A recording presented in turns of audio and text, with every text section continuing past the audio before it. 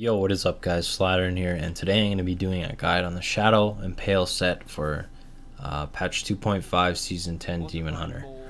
So in this guide I'm just going to go over the skills, the Paragon, and the gear, and I'll probably do a quick overview of it running through a rift or something. So first things first, we'll do the skills. If you are running cold damage, you want to run over penetration. If you're running lightning damage, you want to run ricochet. Fan of Knives with bladed armor. Companion, so there's two ways you can do this. Wolf Companion, or I've seen people run Boar Companion, but if you're usually running in groups, even solo you can do this. You can run Mark for Death with Valley of Death. Vault, you want to run with Rattling Roll. Vengeance, you want to run Dark Heart for that 50% damage reduction. Shadow Power, I run with Blood Moon. A lot of people run with Gloom or any of the other ones. It really depends on what you're doing. If you're doing a Greater Rift or Rift, it really can depend as personal preference. So for passives, I run with Ambush, Numbing Traps, Goal of the Week, and Awareness. Now I'm going to go over the Paragon quickly. So core, I went with max movement speed and then dexterity. You can choose the max one or the other of these, but I just prefer to run with max dex. Offensive, you want to go cooldown reduction, attack speed, critical hit damage, and then critical hit chance. Defensive, you want to go all res, life percent, armor, and then life regen. Utility, you want to go area damage, life per hit, resource cost reduction, and gold find. I'm just going to go over the things I used in Kanai's cube. So for the cube, you want to get Dawn for that cooldown of Vengeance, and then you want to run with, I don't even know how to say this, Aquila Cuirass. 90% primary resource, all damage taken is reduced. And then Convention of Elements, or you can cube Elusive Ring. It really depends which one you get a better of, so I got a better Elusive Ring, so I just cubed the Convention of Elements. Alright, now let's go over the gear. So for the gear, on the helmet you want to try and get dexterity, critical hit chance, a socket, impale percent damage, and vitality. On shoulders you want to try and get dexterity, vitality, cooldown reduction, and area damage. On the torso you want to get dexterity, vitality, sockets, elite damage reduction, and all res. And on the wrist you want to try and get dexterity, critical hit chance, lightning percent, or cold, and vitality. On the gloves you want to get dexterity, critical hit damage, critical hit chance, and attack speed. The waist you want to run Chain of Shadows, but the Witching Hour is also another option, but this is the most beneficial for you. So for the waist you want to get dexterity, vitality, all res, life percent, and freeze on hit as a secondary stat.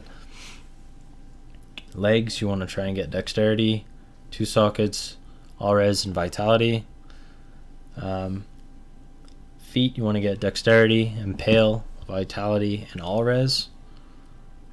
And rings, so with the rings you want to run the Compass Rose, Elusive Ring, or Convention of Elements, but I had a better elusive, so I kept the elusive. The reason why you run the Compass Rose is because you want to get the Traveler's Pledge as well, and the 2-piece bonus is really beneficial for your set. Damage reduction, and then increased damage while standing still. So on the Compass Rose you want to try and get socket, critical hit damage, hit chance, cooldown reduction, and flat damage. And then on the second ring you want to get basically the exact same thing, the socket, critical hit damage, hit chance, cooldown reduction, and flat damage. On the amulet you want to try and get a socket, critical hit damage, critical hit chance, and lightning or cold. It can vary, depends on which one you are running. And your weapon you want to run Caroline's Point. So on the point you want to get damage rain, dexterity, socket, damage percent, and attack speed. So mine's decent, but obviously I could have better. On the holy point you want to try and get dexterity, critical hit chance, lightning or cold, attack speed, and impale percent damage. So that's just a brief overview of the gear. Obviously, my gear isn't max. I was just showing you or telling you the stats that you should look for on this gear.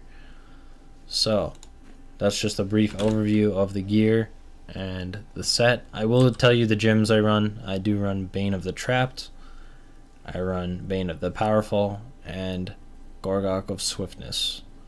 So now that I just showed you a brief overview of the set, now I'll just show you a quick T13 run. Instead of the T13 run, I decided I would just do a greater if level 70. First things first, you want to put on your Shadow Power and look for those champion packs.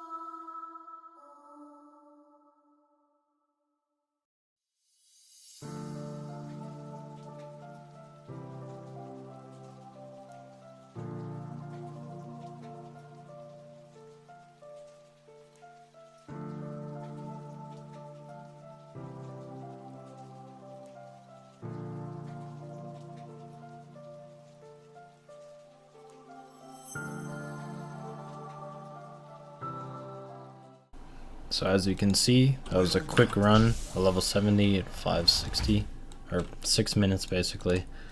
And yeah, that's basically gonna conclude the guide.